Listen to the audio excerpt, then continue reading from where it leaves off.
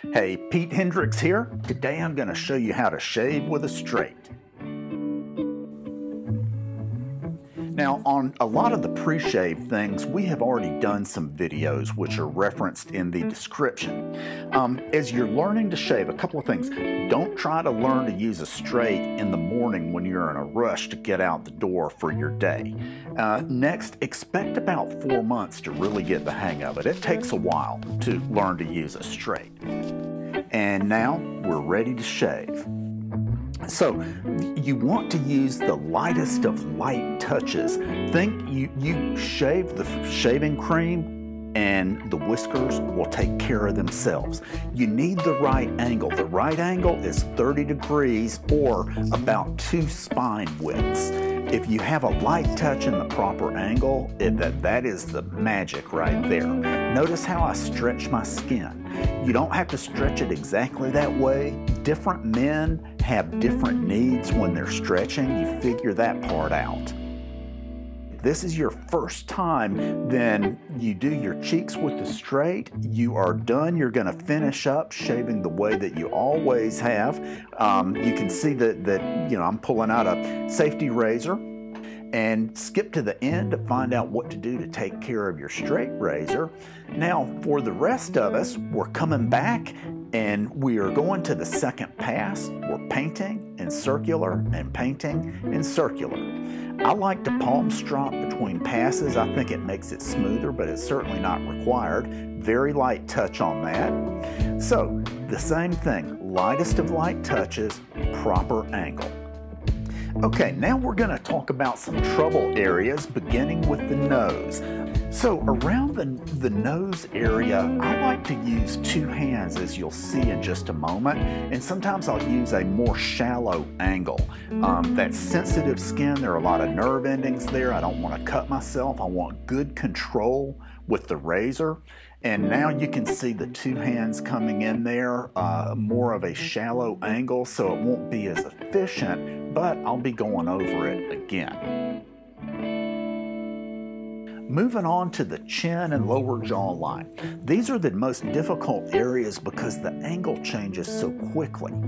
I like to go around like a cartoon squirrel, working down one side of the corn cob and back up the other.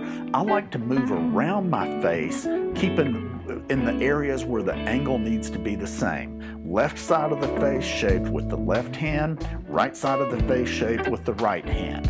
It takes a little while to get used to that, but go ahead and do it now.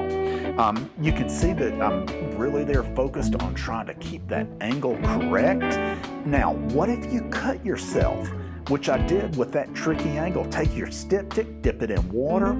As soon as you see the blood, you need to do this. And you just rub the styptic, either stick or matchstick, over the area and then move on. If you catch it quickly, it will be as though you never cut yourself. So, post-shave.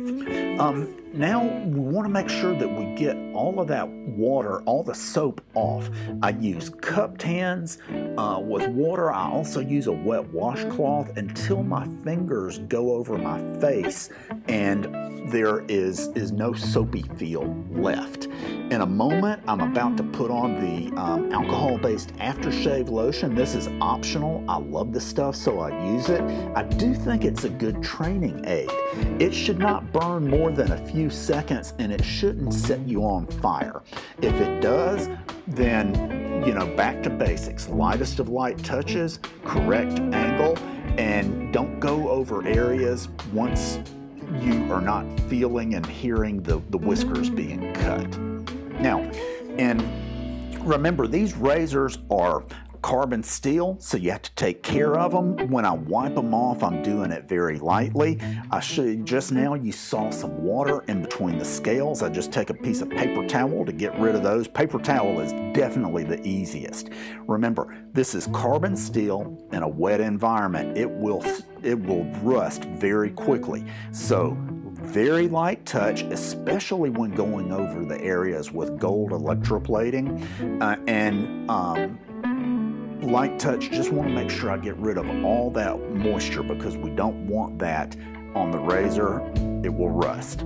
So we're closing in on the home stretch. We're about to put on some post-shave balm.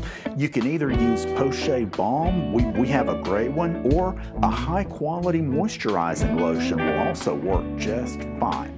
But it is important to put the either balm or moisturizing lotion on so that to take good care of your skin. Hey, great shave. Thanks so much.